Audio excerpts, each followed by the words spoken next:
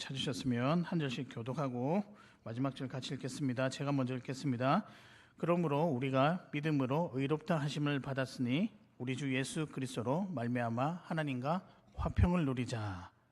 또한 그로 말미암아 우리가 믿음으로 서 있는 이 은혜에 들어감을 얻었으며 하나님의 영광을 바라고 즐거워하느니라. 다만 이뿐 아니라 우리가 환난 중에도 즐거워하나니 이는 환난은 인내를, 인내는 연단을, 연단은 소망을 이루는 줄 알미로다. 같이 읽겠습니다. 소망이 우리를 부끄럽게 하지 아니함은 우리에게 주신 성령으로 말미암아 하나님의 사랑이 우리 마음에 부은 바 됨이니. 아멘. 제가 광고 하나만 더 드릴게요. 우리 교회 설교 쇼츠가 있습니다. 아시죠? 근데 이거 보시고 구독도 해주시고 좋아요를 많이 눌러야 많이 퍼져 나간답니다. 저 잘하자고 한 게 아니라 우리 교회 홍보니까 여러분께서 좋아요를 꼭 눌러주시길 바랍니다. 여튼 이게 광고였습니다. 요즘 오늘 설교하기 전에 여러분 너무 경직되어 있는 것 같아가지고 우리 한번 옆에 분들과 인사하겠습니다. 오늘은 즐거운 날입니다. 한 번 더 하겠습니다. 오늘은 복된 날입니다. 그 다음에 한 번만 더 할게요. 하나님께 영광을 돌립시다. 네, 감사합니다. 그래서 오늘의 말씀은요, 하나님께서 우리에게 주신 단어 중에 가장 따뜻하기도 하고 가장 세련되기도 하고 가장 멋진 말 중에 하나가 아닌가 생각을 해보는데 그 말은 무엇이냐? 소망입니다. 소망. 그래서 오늘의 말씀은 소망입니다. 추수감사주일이죠. 제가 주중에 지난 1월 1일부터 지금까지요. 올해가 시작된 후부터 지금까지 감사한 것이 무엇이었는가 한번 쭉 적어보았습니다. 참 많이 나오는 것 같은데 혹시나 여러분들은 만약에 감사 제목을 종이에 이렇게 기록하신다면 어느 정도 분량이 나올까요? 기억하지 못해서 그렇지 세세하게 참 있지 않을까. 아마 여러분의 감사 제목들은 믿음 때문이기도 하고 건강 때문이기도 하고 또 자녀들 때문이기도 하고 여튼 각자마다 귀한 감사의 제목이 많으리라고 생각을 합니다. 저는 그 중에서 제가 어떤 감사가 제일 많았는가 한번 살펴보니 교회에 대한 감사가 제일 많지 않았나. 우리 성도님들께서 저마다의 방식으로 교회를 함께 섬기는 모습들을 보기만 해도 참 감사하고요. 또 여러분의 자녀들도 잘 커가는 것도 감사하고 또한 특별한 일이었지만 올 초와 또 지난 여름에 우리 자녀들과 또 장년들 우리 성도들과 함께 선교지를 방문한 것도 참 감사했다. 그리고 저희 교회 총 38개의 목장 모임이 진행이 되는데 어제도 하셨잖아요. 매달 한 달마다 있는 목장 모임 사진들을 보면 참 어찌 그렇게 다 밝을까. 물론 음식이 있어서 밝다라고 생각할 수도 있겠지만 여튼 참 여유가 넘치는 것 같다. 뿐만 아니라 우리가 예배를 끝나고 나면 우리 주일날 아이들 노는 소리, 아이들 이야기하는 소리가 곳곳에 많이 넘치는 거 보면 참 감사하다는 생각이 많이 듭니다. 여러 가지 감사가 있겠죠. 근데 한번 또 생각을 해보았어요. 이 감사가 어쩔 때는 그냥 오늘 하루에 일어나다가도 내일 되면 감사가 사라지는데 혹시나 영원히 감사할 만한 것이 없을까? 또 생각을 하다 보니 우리 인생에서 내가 누리고 있는 여러 가지 형편 중에 가장 큰 감사는 무엇일까? 한번 생각해 보니까 하나가 있더라고요. 혹시 여러분 뭔지 아시겠습니까? 뭘까요?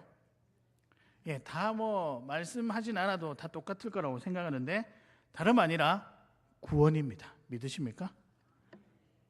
다른 것은요, 우리의 힘과 노력으로 어느 정도 이루기도 하고 성취하기도 하죠. 그런데 구원은 어떨까요? 우리 힘으로 가능할까요? 불가능하다는 거죠. 우리 힘으로 불가능한데 우리는 지금 누리고 있을까요? 없을까요? 당연히 누리고 있죠. 이 구원을 주님께서 우리에게 선물로 주셨습니다. 저와 여러분이 뭘 잘해서가 아니라 그분의 계획에 따라 믿음을 주시고 그 믿음으로 구원에 이르게 하셨습니다. 여러분 이 정도만 해도 감사하지 않을까요? 충분히 저는 감사하다고 생각합니다. 근데 하나님이 참 넉넉하신 분이고 풍성하신 분이셔서 이 구원에 한 가지를 더해 주셨습니다. 이전에는 분명히 없었는데요. 구원이 들어오고 난 다음에 구원의 은혜와 함께 한 가지가 더 생겼습니다. 여러분 혹시 그게 뭔지 아십니까? 예, 감사합니다. 예, 이거는 센스가 있어야 맞출 수 있는 부분이거든요. 예, 맞습니다. 소망입니다. 소망. 다른 말로 뭐라고 하죠? 기대라고도 하죠. 그냥 살아가는 것이 아니라 무엇인가 기대하게 되고 기다리게 되고 그래서 준비하게 되고 최선을 다하게 되고 그럼으로써 자신감도 가지게 되는 것이 구원으로부터 얻는 소망이라는 사실입니다. 제가 그러면서 세 가지 정도로 우리 삶에 이 구원에 대한 이 소망을 한번 정리를 해보았는데요. 뭐 이런 진리, 이런 문구를 만들 수 있지 않을까. 첫 번째는 뭐냐면 변치 않는 하나님이 주신 구원 우리에게도 변치 않겠구나. 여러분 동의하십니까? 변치 않으신 그 하나님께서 주신 구원도 영원하다. 여러분 이건 성경에서 말하는 진리죠. 또 두 번째가 뭐냐면 그 어떤 어려움이 하나님 나라를 향한 나에게 주신 그 약속을 흔들리지 않게 한다. 여러분 믿으십니까? 당연하죠. 그 구원이 우리에게 주시는 은혜는 하나님께서 우리에게 자녀 삼으시고 백성 삼아 주셨던 그 약속을 흔들리지 않게 한다는 거죠. 세 번째입니다. 이건 어떨까요? 그래서 이 구원의 은혜를 믿고 당당하게 살아도 되는구나. 여러분 어떻습니까? 좀 부족하십니까? 당연히 이것도 우리가 아멘으로 화답하고 살아야 가야 되죠. 여러분 이 소망이라는 것이 방금 읽었던 세 가지 소망의 내용이 우리 삶을 긍정적으로 만듭니다. 그리고 때로는 고난이 다가와도 견디도록 하고 하루하루 삶의 의미를 찾으려고 하고 때로는 자신감 있게 때로는 낙담했더라도 내가 다시 일어서서 살아나가면 되지라고 하는 힘을 공급해 주는 것이 소망입니다.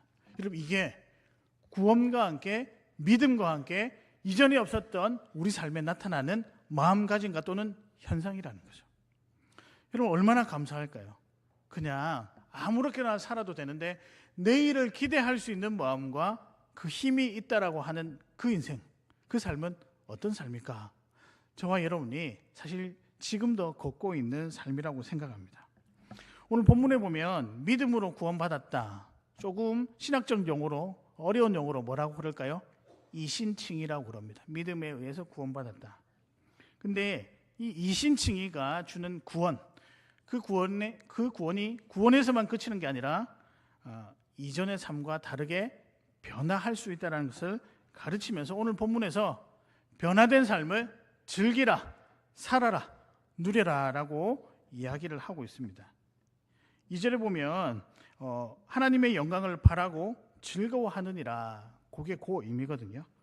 그런 의미에서 오늘 저와 여러분이 이렇게 우리가 이전과 다르게 살아도 되는 형편, 이 소망이 주는 그 형편, 도대체 그럼 소망은 무엇인가? 우리가 이것을 오늘 이 시간에 저와 여러분이 말씀을 통해서 하나씩 살펴보도록 하겠습니다. 바라기는요, 오늘 소망에 관한 메시지를 듣고 여러분들도 소망에 굳건하게 살아가셔서 행복한 삶을 살아가셨으면 참 좋겠습니다. 예, 그런 은혜가 저와 여러분의 있기를 소망합니다. 그러면 이 소망이 주는 힘은 무엇인가? 소망의 의미는 무엇인가? 첫 번째입니다. 후회 없는 하루를 위해서입니다. 소망이 왜 필요하냐면요, 후회 없는 하루를 보내기 위해서라는 거죠. 구원의 소망은 여러분의 삶을 후회 없도록 만들어줍니다. 능력이 부족하고 지쳐서 열심히 예전만치 못한다 하더라도 소망이 있기에 후회 없이 마무리할 수 있도록 해주시는 것이 그 은혜라는 사실이죠. 여러분 이건 기적과 같은 사실입니다. 오늘 분명히 아침에 나갈 때는 기분이 별로 좋지 않은 채로 나갔지만 다시 돌아올 때 회복이 되어서 돌아올 수 있는 이유는 삶에서 일어나는 좋은 일 때문이 아니라 구원이 주는 소망 때문입니다. 믿으십니까? 이 기적과 같은 사실을 여러분 꼭 한번 경험하시기를 바랍니다. 여러분 혹시 직장생활 처음 시작하셨을 때가 기억나십니까? 지금도 힘드시죠? 안 힘드십니까? 예, 다 힘드시죠. 우리 자녀들은요, 새 학기가 시작될 때 어떤 마음으로 시작했습니까? 야, 설레는 마음, 호기롭게 열심히 하겠노라. 직장생활 처음 하실 때도 그래, 나의 첫 직장이니까 열심히 하겠노라, 최고의 하루를 보내겠노라 다짐을 하고 시작했었습니다. 목표와 계획도 있었죠. 이러한 삶을 살고 싶다, 이러한 목적으로 목표로 살고 싶다. 근데 시간이 지나면서 어떻게 되었을까요? 쳇바퀴처럼 돌아가는 하루가 지치기도 하고 그냥 보내는 것, 하루를 보내는 것만으로도 참 감사하다는 그런 형편에 지금 도달했다는 거예요. 열심히 살았는데 지쳐서 그런지 하루하루 살아낸다는 그 말 자체도 참 사치스럽게 느껴질 때가 종종 있습니다. 물론 어찌어찌 하다 보니까 하루를 보내기는 하죠. 근데 순간 이런 생각도 드는 거예요. 아니 이렇게 너무 힘들고 지친데 내일을 기대하는 것, 나의 인생 계획을 뭐 나이가 들었든 그렇지 않든 간에 지금 한번 세워보는 것, 뭐 알기는 알겠는데 그게 무슨 의미가 있을까 그런 생각이 들기도 하죠. 사실 이건 여러분에게 내일이 없는 것이 아니라 내일을 그냥 생각하기 싫은 거죠. 너무 피곤하니까. 근데 그러다 보면 사람이 옹졸해지기도 하고 또 그러다 보면 내 스스로가 참 초라해 보이기도 하다 그런 느낌도 듭니다. 근데 이렇게 살 거예요. 옹졸해지기도 하고 초라해진 모습으로 살 수 있을까? 또 그렇게 살고 싶지는 않은 거예요. 뭔가가 나의 삶을 반전시킬 수 있는 계기, 나에게 힘을 줄 수 있는 계기가 있었으면 좋겠다라고 생각하는데 그게 어디? 우리 마음처럼 다 되던가요? 근데 말씀은요, 이런 상황에서 한 가지 단어에 집중하기를 우리에게 권면하고 있습니다. 지금 당장 와닿지는 않아요. 그러나 기도와 함께 받아들여야 할 귀한 문구, 단어가 한 가지 있습니다. 그것이 무엇일까요? 오늘 저와 여러분이 주제로 삼고자 하는 소망이라는 겁니다. 답답할 때 우리가 무엇을 생각하라? 이렇게 표현하면 되겠죠. 소망을 생각하라. 때론 낙담될 때도, 그리고 지루할 때도, 몸이 건조할 때도 우리가 한 번쯤 한번 해보자고요. 무엇을 생각하라? 구원의 소망을 생각하라. 근데 잘 와닿지 않으시죠? 근데 이렇게 바꾸면 어떨까요? 구원의 소망하니까 뭔가 거창해 보여서 마음에 쏙 와닿지 않습니다. 근데 이렇게 풀어보면 어떻게 될까요? 자, 소망은 이거라고 생각합니다. 내 안에 그리스도께서 사시는 것이다. 소망이 뭐라고요? 내 안에 그리스도께서 사시는 것이다. 여러분, 우리가 구원받은 순간부터 여러분 혼자 사는 게 아니에요. 우리 주님과 함께 모든 것을 공유하며 삽니다. 그래서 우리의 주님께서 우리의 모든 형편을 다 아시죠. 여러분, 나의 힘으로 사는 것과 주님과 함께 사는 그 삶은 확연하게 다릅니다. 여러분, 이 모든 사실이 주님이 나와 함께 사신다는 이 소망의 메시지, 이 소망의 내용이 나의 생각과 삶의 전반적인 긍정적인 영향을 끼치죠. 이것이 소망이 주는 힘이라고 생각합니다. 분명히요, 이해가 되지 않았는데 소망이 내게 있으니 이제부터는 이해하려고 노력도 하고 어느 순간에는 그게 확 해석이 되더라는 거죠. 분명히 여러분 삶 가운데 여러 가지 일들이 일어납니다. 해석을 해야 되고 이게 도대체 무슨 일입니까? 고민을 해야 되는데 당장은 안 되거든요. 그러나 다시 우리가 기도하면서 하나님 뜻이 무엇입니까? 하나님 이것을 어떻게 해석해야 될까요? 라고 한다면 그럴 때 하나님께서 우리의 마음문을 열어주셔서 해석이 되게끔 하십니다. 이게 다름 아니라 소망이 주는 힘이라고 저는 생각합니다. 여러분들도 이미 소망이 주는 삶 가운데 살아가고 있습니다. 예수님과 함께 살아가고 있는 삶을 살아가고 있습니다. 분명히 오늘 하루 실수하고 실패한 하루였지만 그래도 집으로 돌아올 때는 아이고 내일 또 잘해야 되겠지 막연하게나마 툭 내뱉는 그 말. 또 분명히 혼자 힘으로 되지 않을 때 여러분 어떻게 하시죠? 무엇인가 문제를 해결해야 되는데 혼자 힘으로 되지 않을 때 어떻게 하세요? 우리 교회는 이렇게 수준이 높습니다. 딱 기도부터 나오잖아요. 맞습니다. 기도의 자리에 나오는 것 이게 다름 아니라 예수님이 내 안에 사시는 그 소망 때문에 자연스럽게 나타나는 여러분의 삶의 방식입니다. 그런 의미에서 저와 여러분은 어쩌면 소망 가운데 잘 살아가고 있다. 조금 더 자세하게 말씀을 드리겠습니다.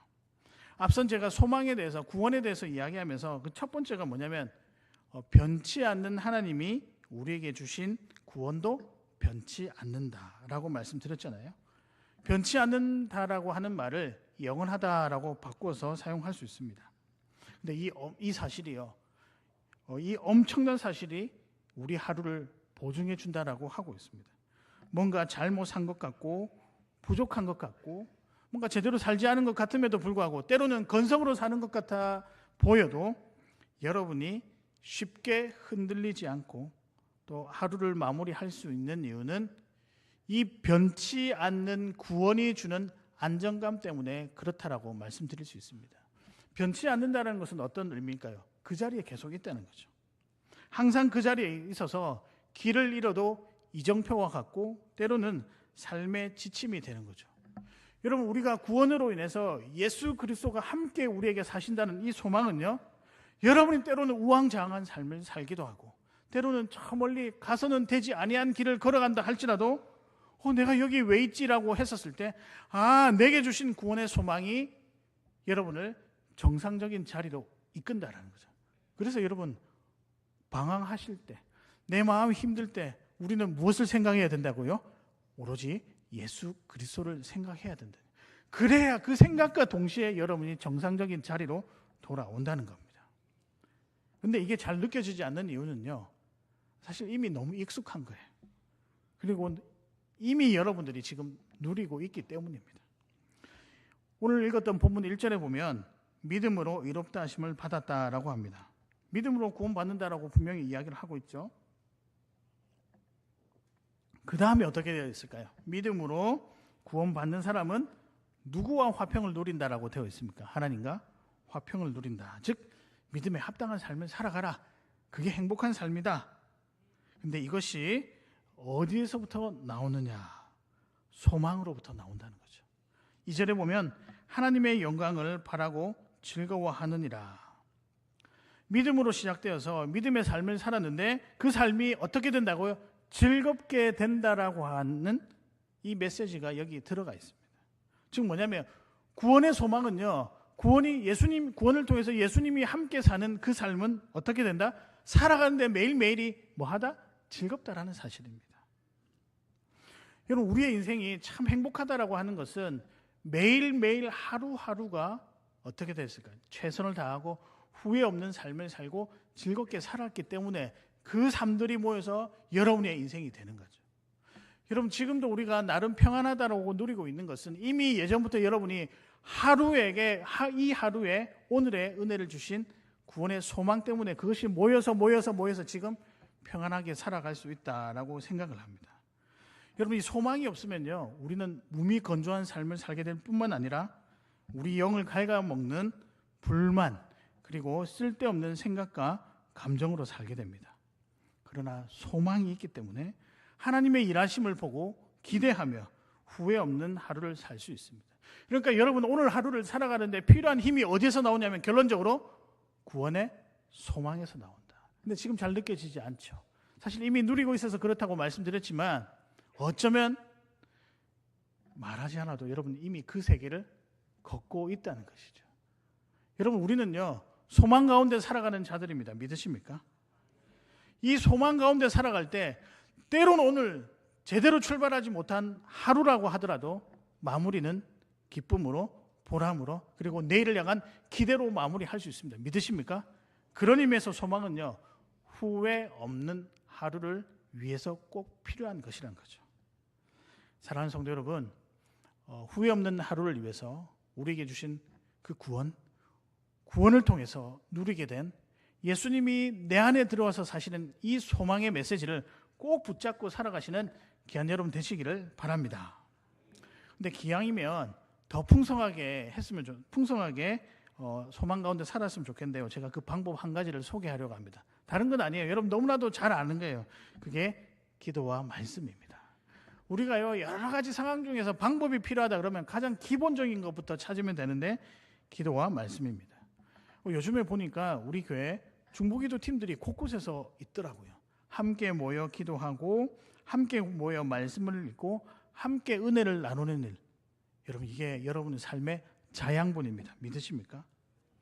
그것이 가족 가운데 일어나도 좋고 친구 가운데, 성도 가운데 매일이 아니더라도 일주일에 한 번이라도 기도와 말씀으로 우리에게 주신 구원을 날마다 점검하며 살아나가는 그 은혜가 저와 여러분에게 지금부터 일어나기를 진심으로 소망합니다. 아멘. 두 번째입니다. 소망이 주는 힘, 소망의 의미는 무엇일까?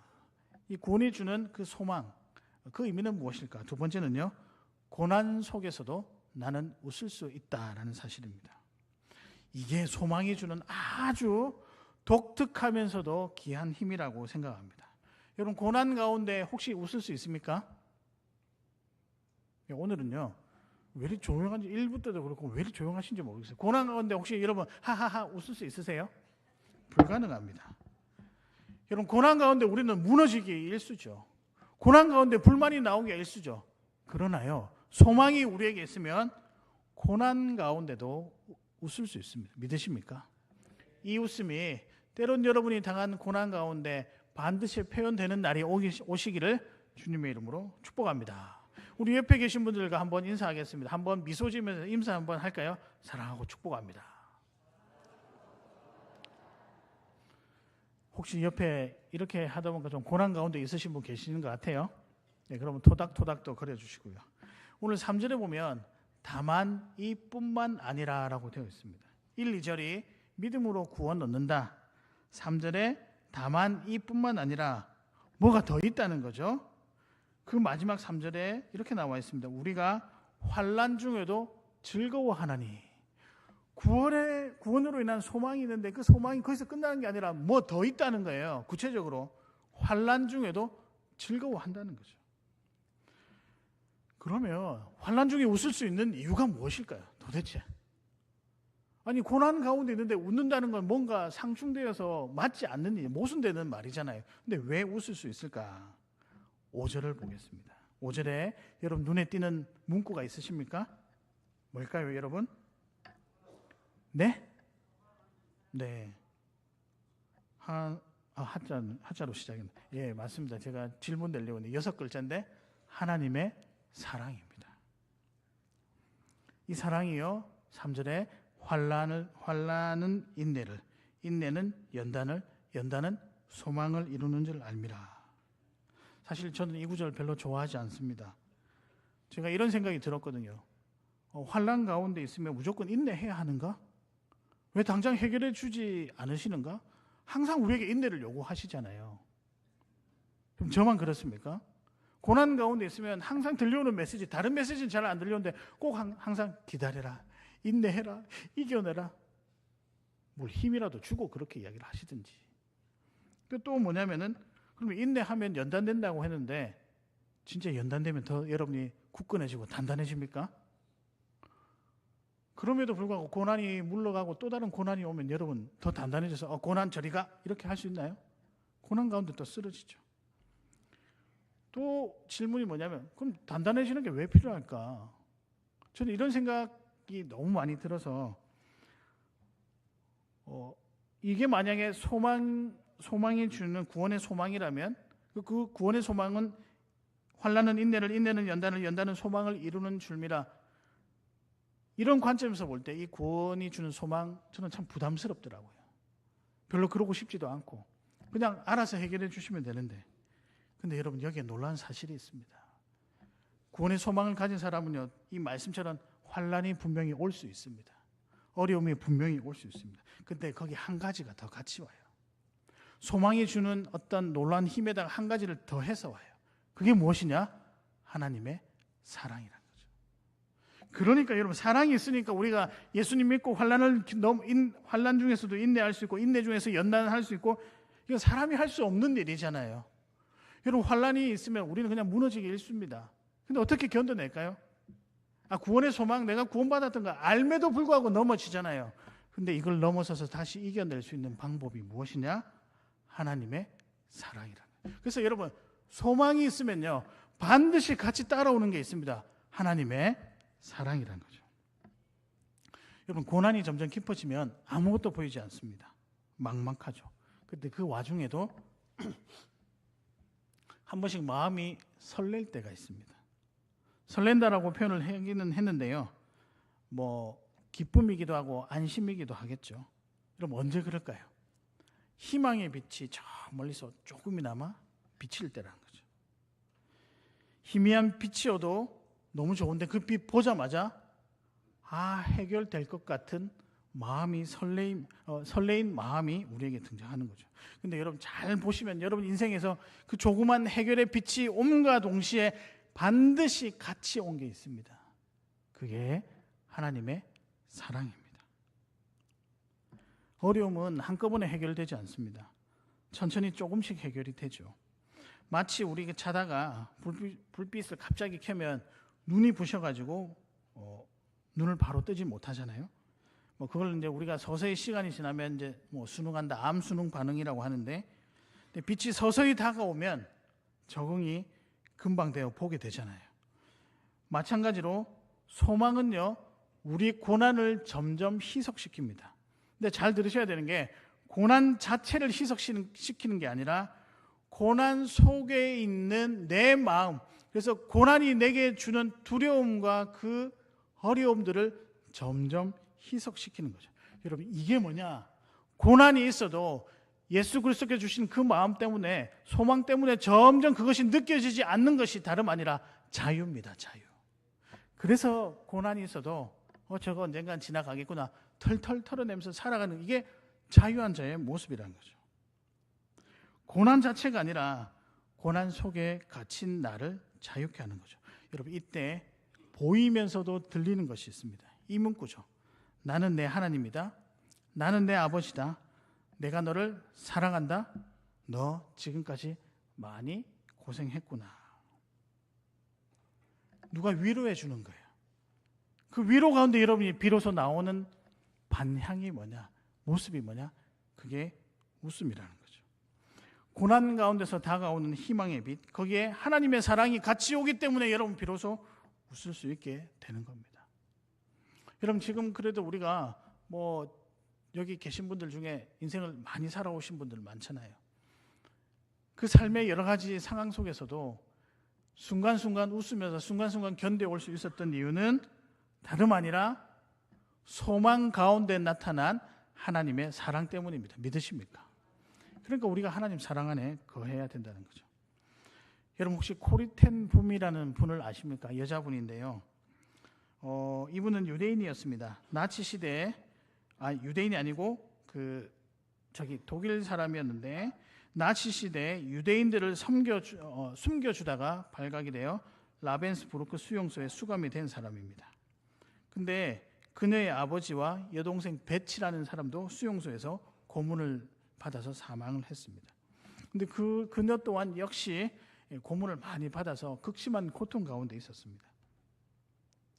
특히 여동생이 죽어가는 모습을 지켜봐야 했던 순간은 그녀의 인생 중에서 가장 큰 절망이었습니다. 절망적인 모습이었습니다. 근데 여동생 베치가 죽기 전에 코리에게 이런 이야기를 했다고 하는데요. 이렇게 이야기했습니다. 어떤 구덩이도 하나님의 사랑보다 깊지 않아. 처음에 코리는 이 말의 의미를 이해할 수 없었습니다. 왜냐하면 매일매일 생존과의 싸움이었고 죽음의 공포 속에서 살아야 하는데 어떻게 이 말, 하나님의 사랑이란 말이 다가올까? 근데 그 사랑이, 그 메시지가 삶에 들어오면서 점점 작은 변화가 생기기 시작했습니다. 수용소에서 그녀는 몰래 가져간 작은 성경으로 다른 수감자들과 함께 예배를 드렸습니다. 처음에는 두려움 때문에 떨리는 목소리로 말씀을 읽고 찬양도 하고 했었는데요. 시간이 지날수록 그들은 담대해져서 벼룩이 들끓는 침대 위에서 크게 찬송을 부르고 크게 말씀을 외우고 예배 부르면서 서로 웃고 미소 지을 수 있게 되었다는 거죠. 특히 그녀는 후에 이렇게 고백했습니다. 어느 날 아침에 우리를 감시하던 여성 경비병이 우리를 때리려다가 멈췄다는 거예요. 우리가 웃으면서 찬송하고 있었는데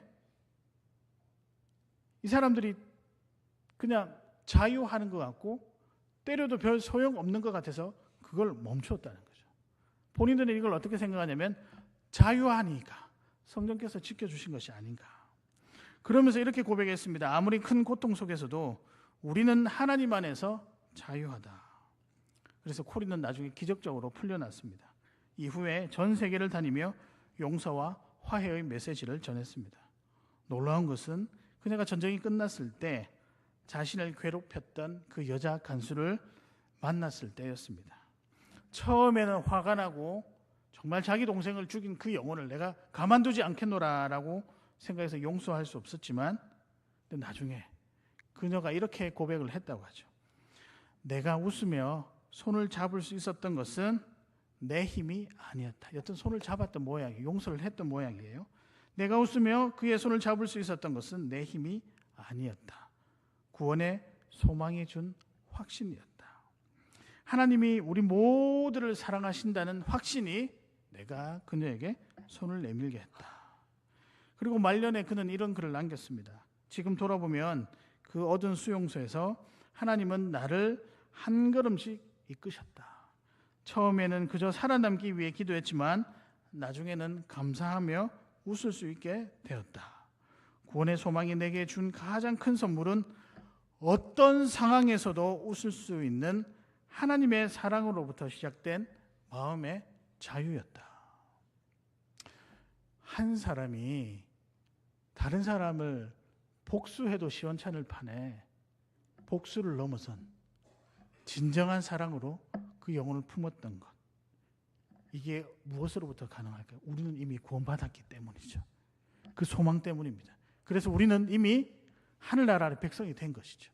우리는 이미 죽어서도 하나님, 영원한 하나님 나라에서 영원히 하나님과 살 수 있다는 확신이 여러분에 있기 때문에 이게 여러분에게 삶에 대한 소망을 주고, 그 소망이 사람에 대한 여유와 사람을 배려하고 이해하고 인내하고 참고 용서할 수 있는 마음을 준다는 거죠. 그런 의미에서 여러분, 구원의 소망은 고난 가운데서도 여러분을 웃게 만듭니다. 믿으십니까? 때로는 우리가 고난 가운데 있고 어려움 가운데 있을 때, 여러분, 다른 게 아니라 나를 구원해 주신 예수 그리스도의 은혜를 생각하면서 그 구원이 주는 감격 한 번이라도 생각해 보시길 바랍니다. 그리고 기도하시길 바랍니다. 그러면요, 그 기도를 통해 성령께서 여러분에게 웃음을 허락해 주시리라 저는 확신합니다. 그건 믿고 살아가시는 귀한 여러분 되시기를 주님의 이름으로 축복합니다.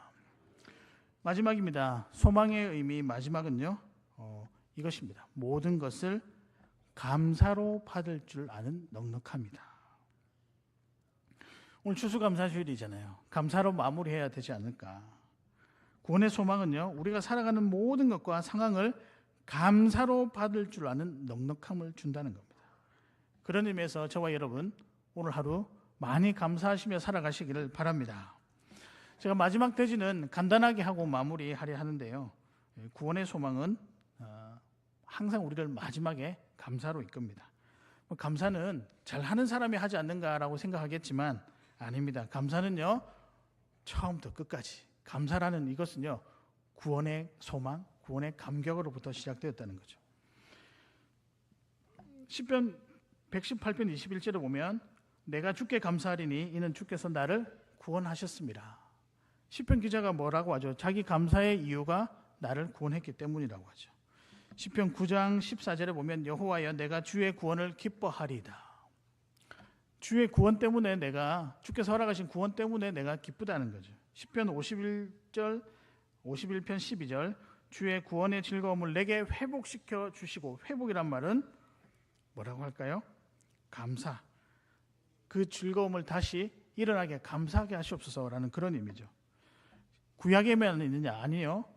고린도전서 15장 57절에 보면 우리 주 예수 그리스도로 말미암아 우리에게 승리를 주시는 하나님께 감사하오니, 이 승리가 구원인 거죠. 고린도후서 2장 14절 항상 우리를 그리스도 안에서 이기게 하시고 우리로 말미암아 그리스도를 아는 냄새를 나타내시는 하나님께 뭐하라? 감사하노라. 여러분, 이 사람들이 사도 바울이잖아요.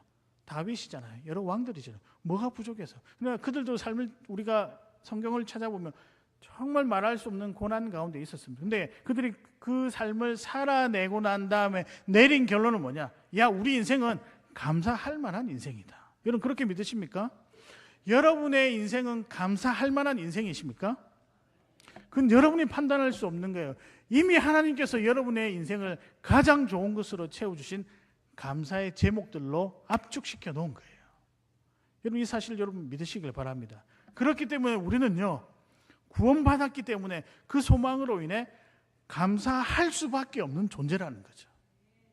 때로는 의지적으로 감사해야 될 때도 있습니다. 그게 필요할 때가 있어요. 그러나 생각해 보면 그 의지적인 마음도 이미 우리가 감사할 수 있는 바탕을 우리 주님께서 만들어 놓으셨기 때문에 감사할 수 있지 않을까. 제가 설교 서두에 소망에 대해서 설명하면서 혹시 세 번째 기억나시나요? 그래서 이것만 믿으면 당당하게 살아도 되는구나. 이것 믿고 당당하게 살아도 되는구나.